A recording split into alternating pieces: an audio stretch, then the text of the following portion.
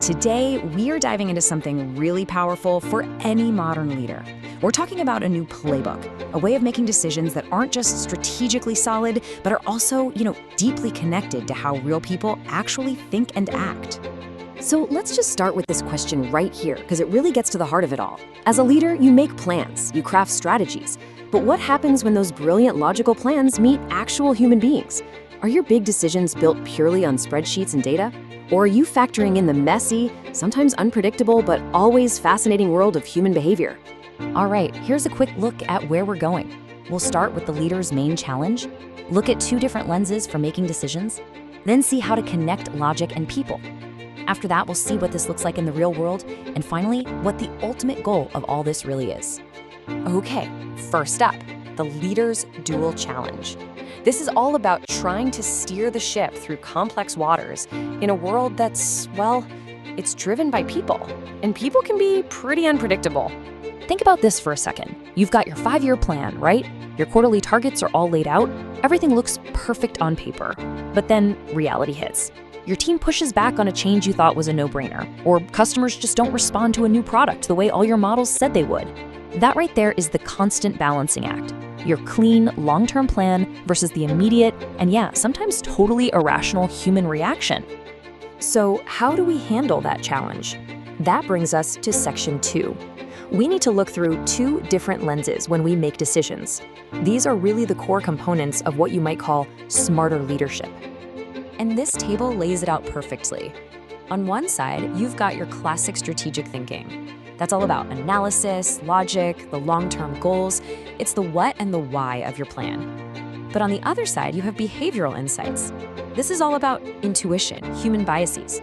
It's the how people are actually going to react. A great strategy, a winning strategy, absolutely needs both.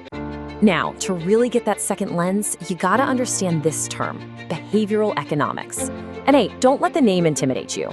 All it means is the study of how people actually make choices, not how some perfect economic model says they should. For instance, it's the reason most of us feel the pain of losing $10 way more than the joy of finding $10. For a leader, understanding these little hidden drivers, that's a superpower. It really is. Which leads us right into section 3, connecting logic and people. Because this, right here, this is where the magic happens. This is where you unlock real, lasting strategic power. So, and this is so important, the whole point isn't to throw out your data. It's not about choosing to be a numbers person or a people person. The real goal is to integrate them. You use your analysis to plot the course, but you use your behavioral insights to navigate the actual human terrain you'll encounter. When you put them together, you get a much more complete, much more realistic picture of the road ahead. So how do you actually do this? Well, here's a simple but really powerful 4-step process. First, you analyze your objective, just like you always would with data and logic. But then, and this is the game changer, you anticipate. You stop and ask, what is the likely human reaction here?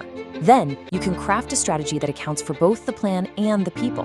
And finally, and this is key, you adapt. You see what happens in the real world and you adjust. It's a living, breathing process, not some dusty document on a shelf. Okay, so what does this all mean when the rubber meets the road? Let's talk about strategy in the real world. What are the practical, tangible benefits of thinking this way?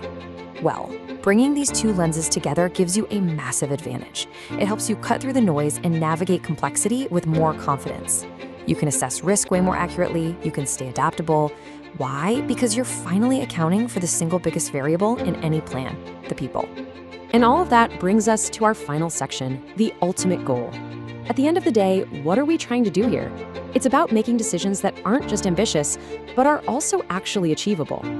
This quote just nails it, doesn't it? The goal is to make decisions that are both visionary and grounded in real-world understanding. It's being able to have that big, bold vision, but to do it with your feet planted firmly in the reality of how people think, feel, and act. It's how you finally get that balance right between the plan and the people. So let's wrap this all up. The big takeaway is this. This isn't just some academic exercise to make better flowcharts. It's a fundamental shift to a smarter kind of leadership. It's about finally building that bridge between your most ambitious visions and the very people you need to bring them to life. So I'll leave you with a question to think about. consider the most important project your team is working on right now.